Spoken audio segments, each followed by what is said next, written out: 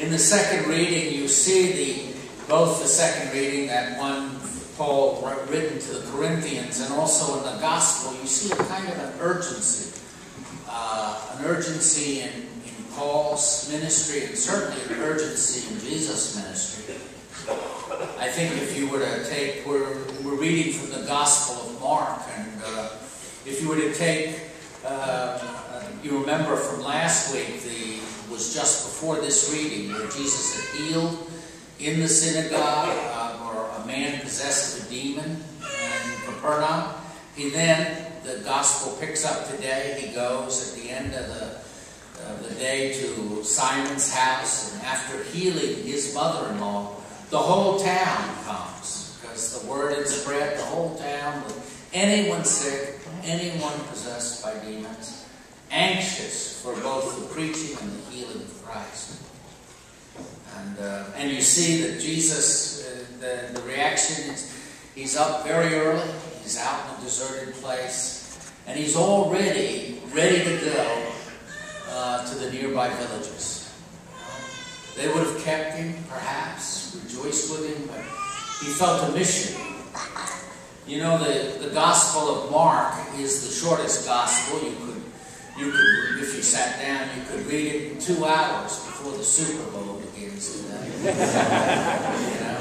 And if you just sat down and read it like a story, you would see that there's a kind of an energy to it, and it's a kind of a driven. As Mark writes the story, Jesus is constantly on the move. If he's preaching, he's going from village, he's challenging, you see a kind of the energy that Mark is trying to capture by the way he writes the story. He tells the story of Jesus' ministry. You can see that Jesus is doing everything possible to spread the news that God's reign is at hand. The offer of salvation is near, and it's a liberating gospel. Liberates people from their illness, from their demons, from their sins. It's an invitation to a life beyond anything they could imagine. The same thing, I think, with the second reading. Paul writing to the Corinthians. Strangely enough, if you read that part of the letter, Paul was criticized for not taking a salary. You know, they said, well, how could he be an apostle if he's not living on the gospel? You know, because Paul was a tent worker, a leather worker. He worked on his own. Right? So you imagine. So he says, you know what? I could live. Everyone deserves to be supported in this mission, he says, but I chose not to. And he says, and I'm not going to have that taken away from me, you know? And then you begin to hear why he's that way. Because he says, look, the translation today says he's under obligation to preach the gospel.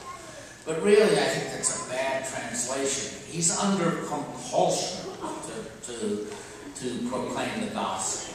He's under compulsion, not in some weird way, but because his life had changed so dramatically by the gospel. I mean, he had been in a dead-end life, a murderous, dead-end, self-righteous life as a Jew of the Pharisee persuasion. And when he encountered Christ, it was for him an opening of an offer of salvation he couldn't have imagined. So, as a consequence, you hear him say that to the weak, he comes as a weak man. To those outside the law, that particular verse is not in the thing today, if you read the thing. As if he were outside the law. To the pagans, as if he were a pagan. What's he saying? He's saying, and that's why I guess he doesn't take a salary, so to speak. Because he didn't want anything on his part to block the purity of the message. There's something beautiful about it. He couldn't, obviously, be a missionary to the Jews because they knew his history and he would change. But to everyone else, he would be. He would try to not have anything on his part block the clarity of the message. He wanted them to see it. He wanted them to get the invitation of Christ. Now I know that compulsion is the fruit of our baptismal call. Mary, when you're confirmed, you can expect that the graces that you receive is going to make you want to share it, in an appropriate way, Not to become your disciple, but to share what you found, what brings you as an adult to confirmation. And I think I hear it all the time from parents, for example. Oftentimes they say, well, my children are good people, but they've wandered from the church. They don't know Christ. What are they saying? They're not saying it condemnatory. They say they want them to know the liberating power of Jesus Christ. It's so much more than being nice, than being good. It's so much more liberating. And that's what these parents, I think, are saying. They're not making any judgment. They would love their children to know the power, or their parents in some cases, or their friends, or whoever. They'd love them to know. That's what Paul is talking about. That's what Jesus is talking about. Desire to proclaim not to proclaim yourself. You don't put on your preacher's voice with your neighbor or your office mate to talk about Jesus. That doesn't get you anywhere, But that's why Paul's approach is so important. He says, look, I want nothing on my part, insofar within my power, to block the truth of the life-saving message of Jesus Christ. And that's the way we have to approach it. I think it's pretty clear, too, when we try it with our family. Jesus, no greater authority than Jesus, didn't have much traction in his own hometown of Nazareth, right? He said, is he not the carpenter? For God's sake, where did he get all this stuff? The same thing, I guess, when you're talking to I'm talking to my family, Most of my cousins wouldn't even come in the church, much less listen to me. But that doesn't mean that our message can't find fertile ground with those people we work with. We need to give into that compulsion, friends, to proclaim the gospel, not with a preacher's voice or a self-righteousness, but with the genuine thing. Knowing you want your friends, you want your enemies to experience the love of Christ. Now, next week we're going to have this Commitment Sunday for the Bishop's Lenten Appeal. And that's the annual diocesan appeal to support the diocesan ministries. And it is one way that you and I can support beyond ourselves.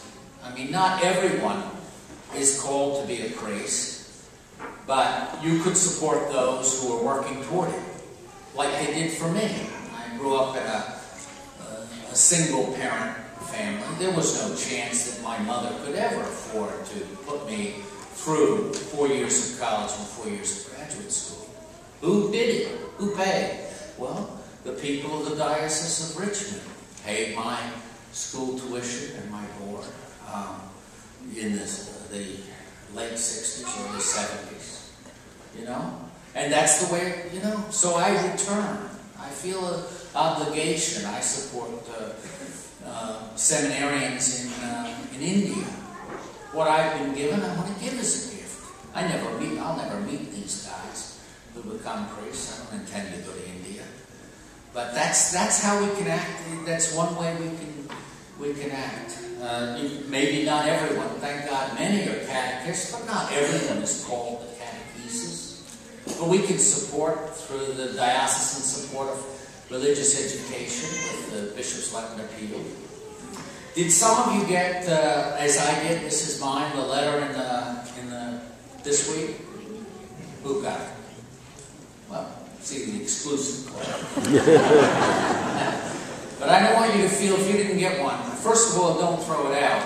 Open it up, read it, and make your commitment. But secondly, I don't want you to feel neglected, because in the bulletin today is I put the paper that describes some of what the Bishop's Lenten Appeal goes, the percentages of different commitments and stuff like that, and something about the appeal. So you know where it's used for multiple things, you know.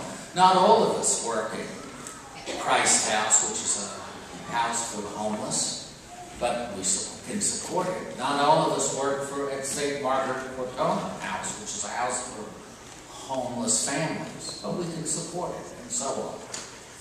This is one way we can act. Just like we have these international collections for Catholic relief. Not all of us will go to Southern Sudan. Not all of us will go to Liberia, but Catholic relief can with our support. So there's a number of ways to work out the compulsion without taking away the fact that I expect Mary to be out evangelizing day and night from now on. And you who witnessed it to also be out evangelizing day and night. So Mary, come on forward.